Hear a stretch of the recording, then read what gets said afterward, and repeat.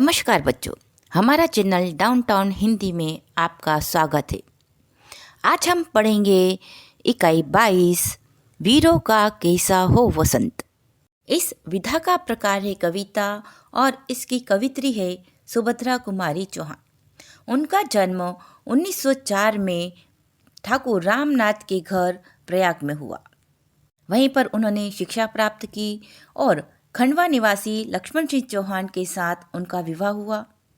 सुभद्रा कुमारी चौहान ने कांग्रेस के असहयोग आंदोलन में भाग लेने के लिए अपना अध्ययन छोड़ दिया और पति को भी देश सेवा में भाग लेने के लिए प्रेरित किया। सन 1947 की 15 फरवरी को जबलपुर के समीप एक मोटर दुर्घटना में उनका देहांत हो गया। उन्हीं के द्वारा लिखी हुई कविता वीरों का कैसा हो वसंत हम पढ़ेंगे, जो एक वीरस की कविता है। रस क्या होता है? जब हम कोई कविता सुनते हैं और जिससे हमको आनंद की अनुभूति होती है, उसको रस कहते हैं। रस के 9 प्रकार हैं। उन्हीं में से वीर रस एक है, जिसका स्थायी भाव उत्साह है। यानी कि वीर रस की जब हम कविता पढ़ते हैं तो हमारे अंदर उत्साह उत्पन्न होता है। चलो आज हम पढ़ते हैं वीरों का कैसा हो वसंत। वीरों का कैसा हो वसंत, आ रही हिमाचल से पुकार, हे उदधि गरजता बार बार, प्राची पश्चिम भू नभ अपार, सब पूछ रहे हैं दिग दिगांत, वीरों का कैसा हो वसंत। कवित्री कहती है कि हिमालय है वो पुकार कर पूछ रहा है, तो उदधि यानी कि सागर है वो गरज कर बार बार पूछ रहा है। प्राची पूर्व दिशा, पश्चिम दिशा, भू यानी कि पृथ्वी, नभ यानी आकाश, सभी पूछ रहे हैं। सभी दिशा और दिशांत यानी कि क्षितिज सभी पूछ रहे हैं कि बताओ वीरों का वसंत कैसा हो। फूली सरसों ने दिया रंग, मधु लेकर आ पहुँचा अनंग, वधु वसुधा पुलकित अंग अंग, हे वीर वेश में किंतु कंत, वीरों का कैसा हो वसंत। वसंत ऋतु के कारण सरसों में पीले रंग के फूल आ गए हैं। प्रकृति का रूप एकदम आकर्षक हो गया। उधर अनंग यानी कि कामदेव है वो मदिरा लेकर आ पहुँचे और पीली सरसों के पीले फूल के कारण पूरी पृथ्वी दुल्हन की तरह प्रसन्न दिखाई दे रही है।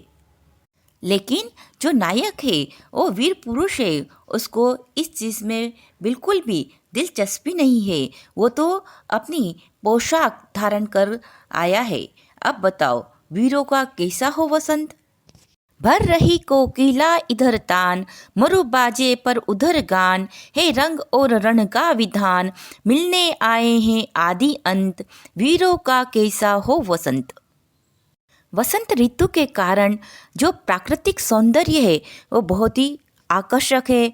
और उधर बगीचे में कोयल है मीठे स्वर में गा रही है, तो इधर जो मरुभूमि है वहाँ पर युद्ध का बिगुल बज गया है।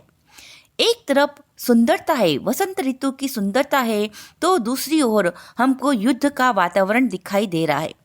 ऐसा लगता है मानो कि आदि और अंत, जो जीवन के 2 पहलू होते हैं, जीवन की शुरुआत और जीवन का अंत यानी कि मृत्यु, दोनों ही एक दूसरे से मिलने आए हैं।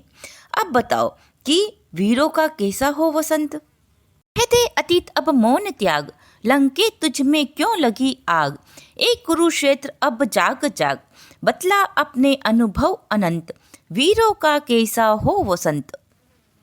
हे अतीत, अब तुम अपनी चुप्पी छोड़ दो और लंका, तुम बताओ कि तुम्हें हनुमान ने आग क्यों लगाई। एक कुरुक्षेत्र, तुम सबको जागरूक करते हुए बता दो कि महाभारत का युद्ध क्यों हुआ और उसका जो अनुभव है, कभी ना खत्म होने वाला अनंत अनुभव है, वो सबको बता दो कि वीरों का कैसा हो वसंत। हल्दी घाटी के शिलाखंड, ए दुर्ग सिंहगढ़ के प्रचंड, राणा ताना का कर घमंड, 2 जगह आज स्मृतियाँ ज्वलंत, वीरों का कैसा हो वसंत।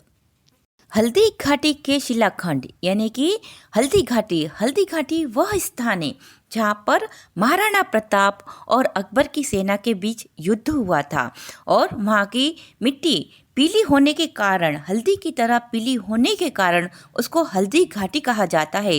इसलिए हल्दी घाटी के पत्थरों, तुम बताओ, महाराणा प्रताप की वीरता के विषय में तुम बताओ। और ये दुर्ग सिंहगढ़ के प्रचंड की सिंहगढ़ का किला, जिसको जीतने के लिए तानाजी ने अपने प्राण न्यौछावर कर दिए थे, ऐसे वीर योद्धाओं पर गर्व करते हुए उनकी यादों को आज वापस से जागृत करो और बताओ कि वीरों का कैसा हो वसंत। भूषण अथवा कवि चंद नहीं, बिजली भर दे वह छंद नहीं, हे कलम बंधी स्वच्छंद नहीं, फिर हमें बतावे कौन हंत, वीरों का कैसा हो वसंत। आज हमारे पास भूषण जैसे कवि नहीं है जो शिवाजी के दरबार में हुआ करते थे, और ना ही चंद बरदाई जो पृथ्वीराज के दरबार में हुआ करते थे और जिन्होंने पृथ्वीराज रासो जैसे महान ग्रंथ लिखा जो हमको वीर रस की कविता सुनाए और हमारे अंदर जोश उत्पन्न कर दे। क्यों? क्योंकि आज हमारी जो कलम है वो बंधी हुई है, उसको आज़ादी नहीं है कुछ लिखने की। यही हमारा सबसे बड़ा दुर्भाग्य है। तो बताओ, वीरों का कैसा होगा वसंत। वीरों का कैसा हो वसंत। वसंत ऋतु अपने प्राकृतिक सौंदर्य के लिए प्रसिद्ध है। प्रकृति का हर रूप इस ऋतु में निखर उठता है, परंतु वीरों को प्रकृति के इस सौंदर्य में रुचि नहीं होती। उन्हें तो उन शत्रुओं से लड़ने और उन्हें परास्त करने में रुचि होती है जो अनीति और अन्याय के सिवा कुछ नहीं जानते। उन्हें बाग बगीचे नहीं बल्कि वे स्थान पसंद होते हैं जहाँ शौर्य और पराक्रम के फूल खिलते हैं। यही उनका वसंत है।